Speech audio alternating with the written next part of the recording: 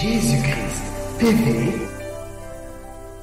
vous connaîtrez la vérité et la vérité vous affranchira. Jésus ressuscite. Il apparaît à Marie de Magdala, de laquelle il avait chassé 7 démons. De laquelle il avait fait comment? Chasser 7 démons. Beaucoup de frères et sœurs pensent qu'il est honteux dès qu'il délivre les démons. Il y a des cas où dans les assemblées, j'ai discerné qu'il y a un démon qui tourmente telle personne dans l'assemblée, et je n'étais pas la seule personne à discerner cela. La personne se rebiffe, la personne dit, mais qui vous a dit que j'ai des démons, etc. Je n'ai pas de démons, alors que la personne a besoin d'aide. On discerne. Et ce n'est pas une disgrâce de dire que nous tous, surtout quand on vient de convertir, il y a des fardeaux, des traditions humaines, des liens familiaux, des choses que nous portons avec nous, surtout des gens comme moi par le passé qui ont vraiment été dans la fornication, la débauche. Il y a des liens spirituels que vous portez.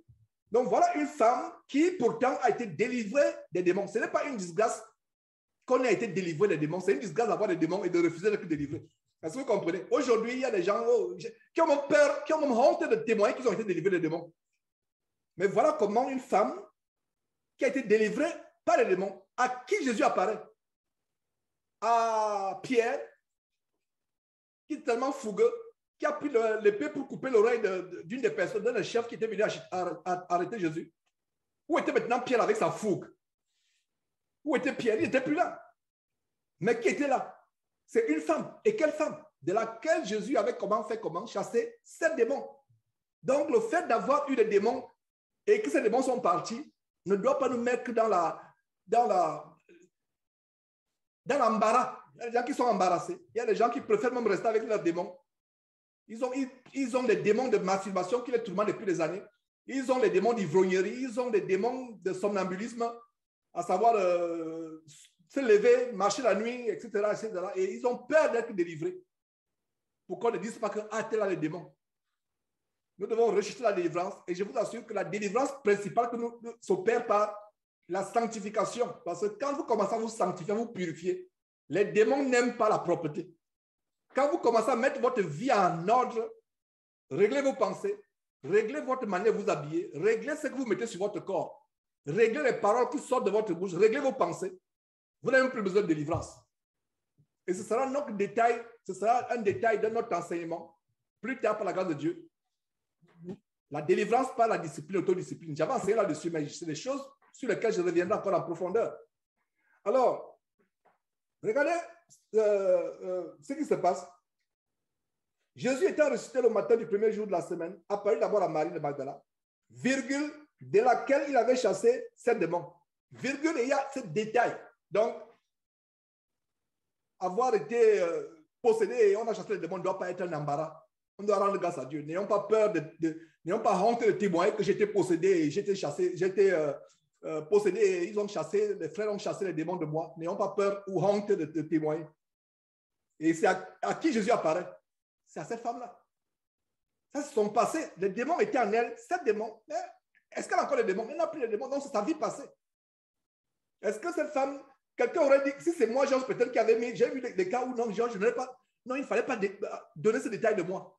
Il ne fallait pas préciser cela, il ne fallait pas. J'imagine cette femme à l'époque,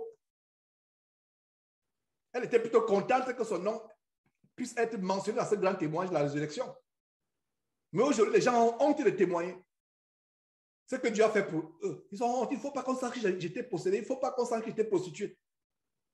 Il y a une sœur en Côte d'Ivoire, je n'avais même pas son témoignage, et j'ai eu son témoignage par la suite. C'était une grande prostituée, et Dieu l'a délivrée de la prostitution au point où elle a en horreur le péché.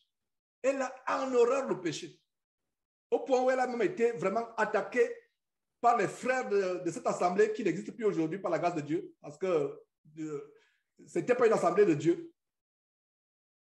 Elle était attaquée parce qu'on pensait qu'elle en faisait trop, on pensait qu'elle est vraiment... Non, elle en faisait trop. Pourquoi? Parce que ayant été délivrée de la prostitution, c'est une prostituée, elle a en horreur de péché. Donc, ça ne doit pas être une honte de dire que voilà ce que j'étais et Dieu m'a délivré. La Bible interdit à la femme d'enseigner, mais la Bible n'interdit pas à la femme de dire aux gens que j'étais une prostituée, Jésus-Christ m'a délivré, il peut aussi vous délivrer. Vous vous arrêtez là. Sans ouvrir la Bible pour citer Marc chapitre 7, verset 17, voici les miracles qui a comparé ceux qui l'ont. Non, vous arrêtez. J'étais une prostituée, Dieu m'a délivré. J'étais un bandit, Dieu m'a délivré. J'étais soumise à mon mari, Dieu m'a délivré. Voilà votre témoignage. Voilà. Donc,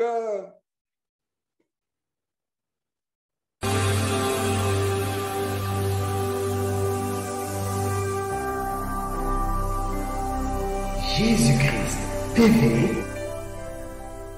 vous connaîtrez la vérité et la vérité vous affranchira.